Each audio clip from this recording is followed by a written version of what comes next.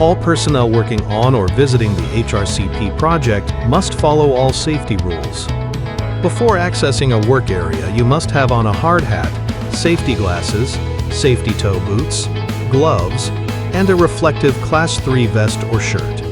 Drugs and alcohol are prohibited on sites and in offices.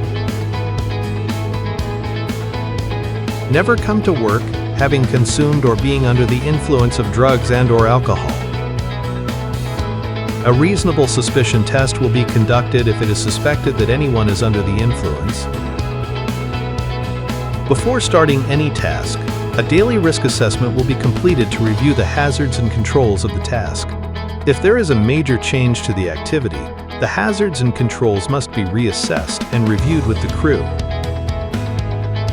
Pedestrian walkways are provided to give you access to your work areas. Pedestrian walkway must be separated from traffic equipment and vehicle movement. Be aware of holes. They must be covered with a secured, marked cover.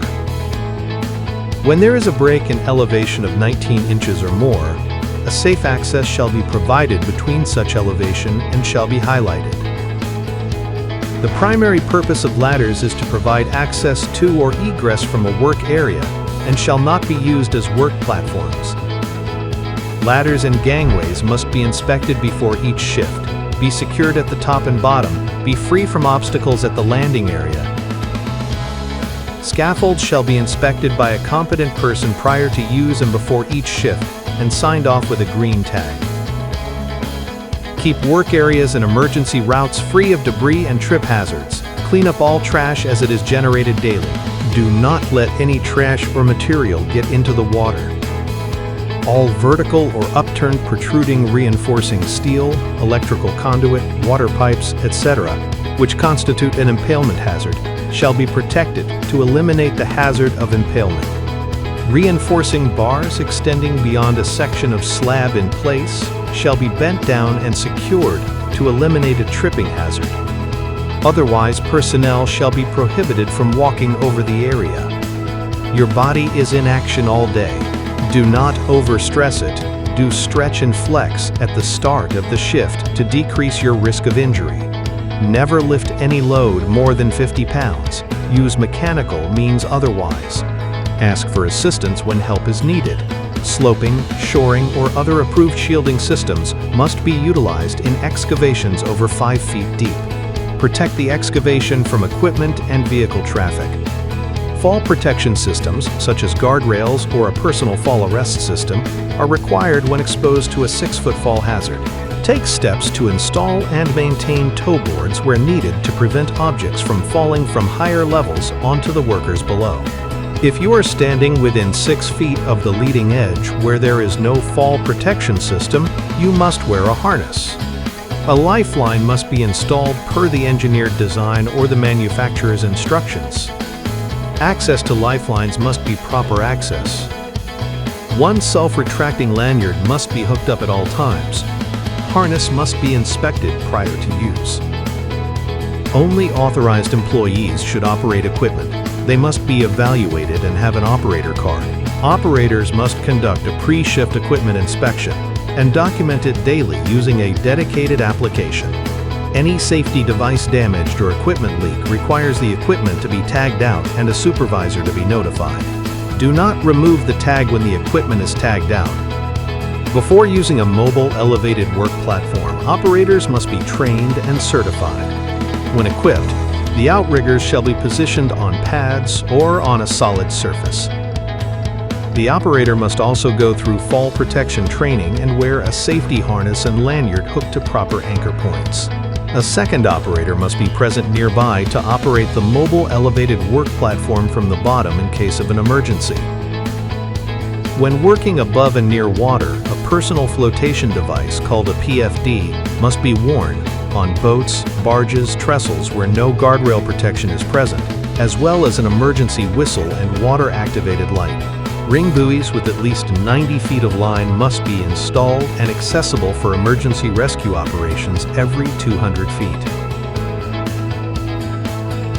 Equipment on barges must be secured and tied down, such as the mobile elevated work platform. To avoid being struck by heavy equipment movement must be controlled.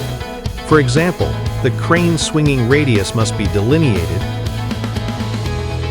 Equipment going back and forth should be blocked from worker access. Protect the outrigger, crane, aerial lift from traffic. Backing up should be eliminated or restricted to a minimum, and a spotter must be used. Equipment that has an obstructed view must be equipped with a backup camera or alarm and require the use of a spotter. Stop if visual contact is lost until visual contact is regained. Report to their supervisor if a situation arises when a spotter is not provided, or the driver is unable to perform their duties safely. Do not walk behind equipment that is backing up. Always remain in view of the driver. Maintain constant visual contact with spotters.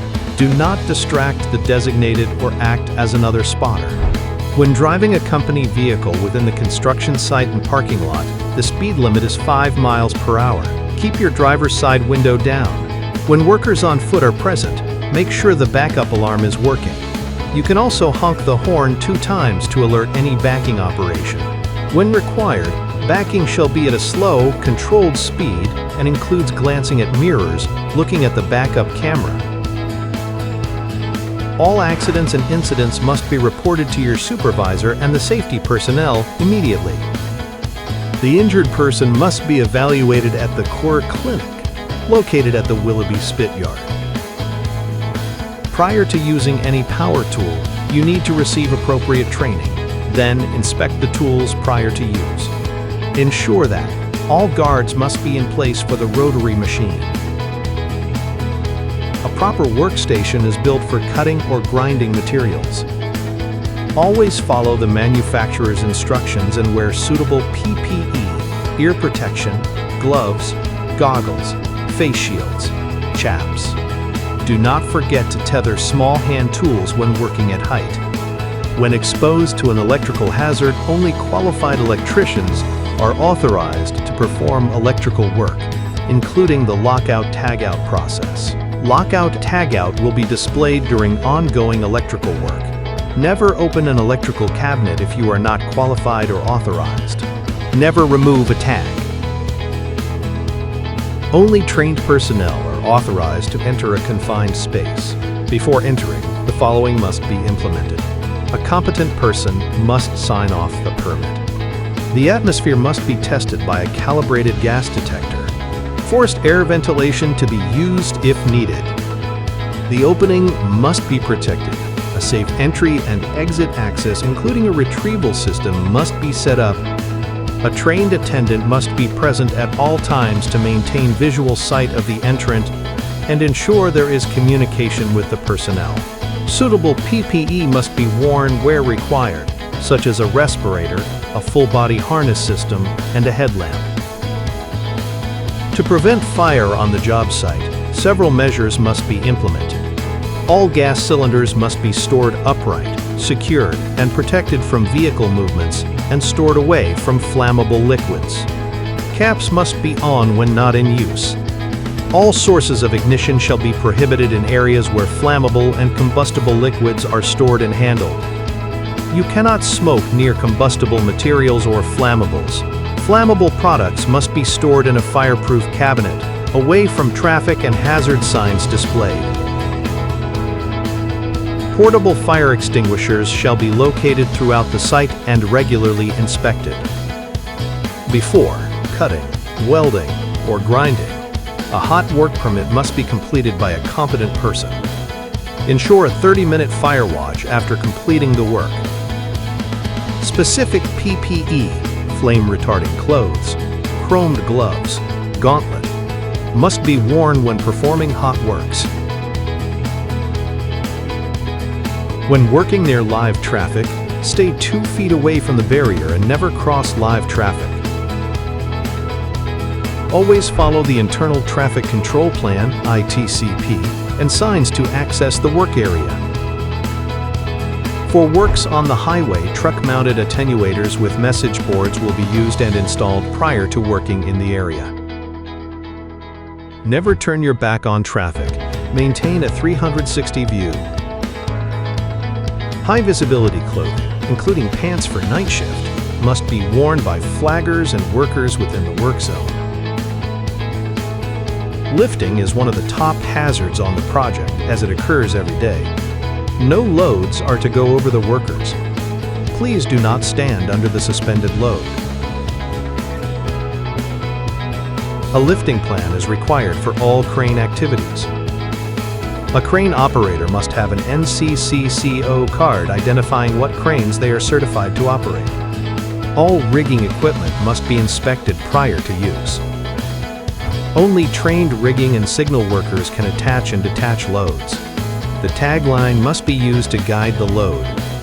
The signalman must be in communication with the crane operator. You must be trained in hazard communication before handling any which might require specific PPE, goggles, coverall, respirator equipment. Hazardous substances must be labeled and stored in a secondary containment. Know the location of emergency equipment, eye wash station, first aid kit, and the safety data sheet, SDS, which should be in the vicinity of the activity.